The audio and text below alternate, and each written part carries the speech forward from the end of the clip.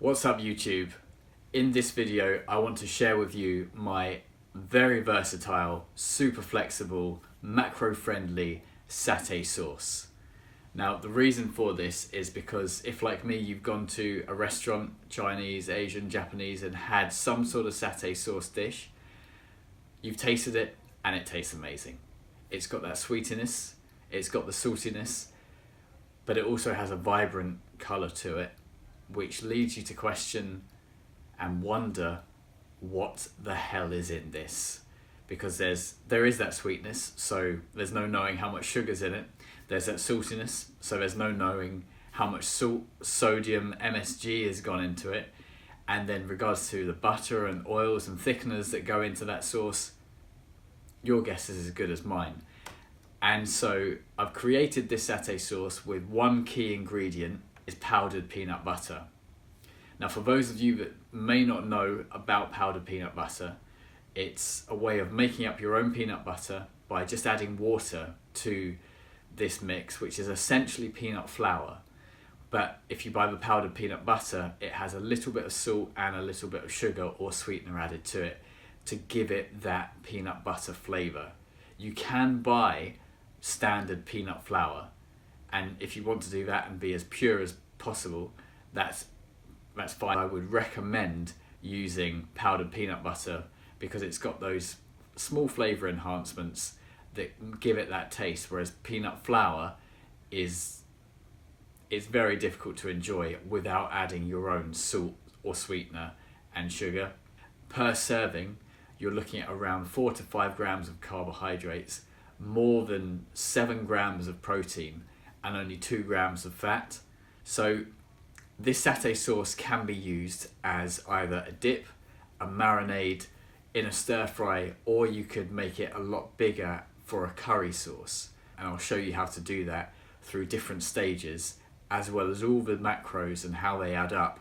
Basically, it's a way of you taking control of how flexible you can be when it comes to your dinner, because it gives you a base recipe that you know the macros for, and it can always be added to by adding chopped nuts for texture or anything else that takes your fancy, and means that you can then make sure you hit your macros, and you won't have to make it up every single time because you can freeze it. All said and done, there tends to be about 10 grams of protein in the sauce alone. So it's incredibly versatile because it is a vegan friendly recipe as well. So you could actually just bulk out the sauce and have it with stir-fried vegetables. It works well with chicken, it works well with prawns, and also like vegan chicken alternatives, that sort of thing. The base mix recipe that I'm going to show you only has 2 grams of fat, whereas the later stages of this recipe have higher fat values, and you can then add those in when you know that you have that sort of leeway to play with your macros come the end of the day. I like to use some shop-bought satay sauces, but not in their entirety, because I find that that's too limiting in terms of the macros for what they give you. So it's a bit of a cheat, but I think I'm not here to pretend that I make every single dish and every recipe from complete scratch. And I don't think you should too, because I haven't got the time to do that. That's why this can be prepped and frozen in batches.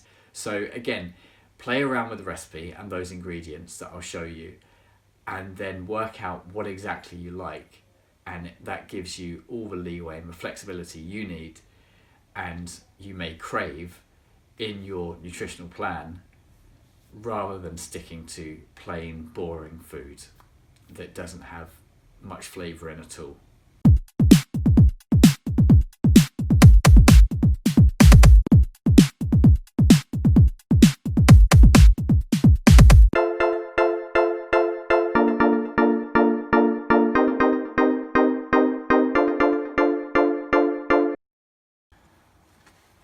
Okay, we're starting off with 1 serving of PB Fit. Obviously you could put several servings in and then divide this up later after you've made up a full mix, and then portion it out and save some, freeze it. Add the water to the PB fit, but not too much, because we're going to be adding lemon juice and soy sauce to make space for that water, so as not to dilute the flavour too much. Next up, add pepper and chili to your desired amount. I don't know how hot you like it. I'm using crushed chilies here, but a good option would be sriracha sauce, because that complements the flavours, as does Chinese 5-spice coming up next to really give it that flavour when you're having it with noodles and rice. Some garlic. You could use fresh garlic, but I hate chopping it and getting it stuck under my nails. I'm sorry, that's the truth, that's why. And so we just stir it up now into a paste. Now it's key not to add too much water at this point, because you can always add water, but you can't take it away. I'm going to add some ginger paste in next. Obviously fresh ginger would be best, but you can also use ground ginger, and a touch of lemongrass, but be sparing with this because it is a strong flavour. Again, just keep stirring it up, make sure you get a good consistency, and if you need to, add a bit more water or add some lemon juice and soy sauce for that sweetness. Once you're happy with the mix and the paste there, it's time to start adding in some of the more complex ingredients that will start adding in some extra flavour. So peanut butter for one. I'm using smooth here, but obviously crunchy would be a lot better because it gives it that texture. This starts to give it that extra flavour and that depth. I'm adding in crushed chilies and chopped chilies here, the peppers that I've used in the past. These aren't too spicy, but you can buy some very spicy ones. Again, they have a bit of liquid in them, so again, it bulks out that sauce even more. Adding in a touch of almond milk at this point, because I don't know whether it's going to be a curry sauce or just a stir fry. Coconut milk from Alpro also works just as well. And I'm adding in the soy sauce in place of salt. Again, for the better flavour, and obviously to counteract the sweetness from the peanut butter.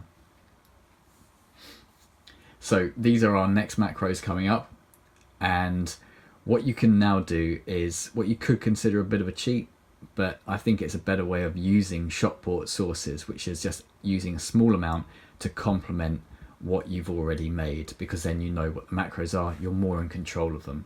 So that teaspoon there of a moist satay sauce comes to about 2 grams of carbs and 1 gram of fat. And I can easily add in proper chopped nuts for even more texture, or more peanut butter should I need the fat macros come the end of the day. I'm going to portion this up and freeze it so it's ready for me whenever I want it and need it.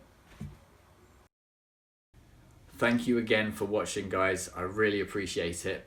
If you'd like to see more recipes like this in the Miracles with Macros series, let me know, drop me a comment, or if there's one particular sauce or type of meal that you're struggling to reduce the calories in, or work out a better way to fit it into your macros rather than blowing your budget, let me know, and there will be a way to make it better and to make it more flexible.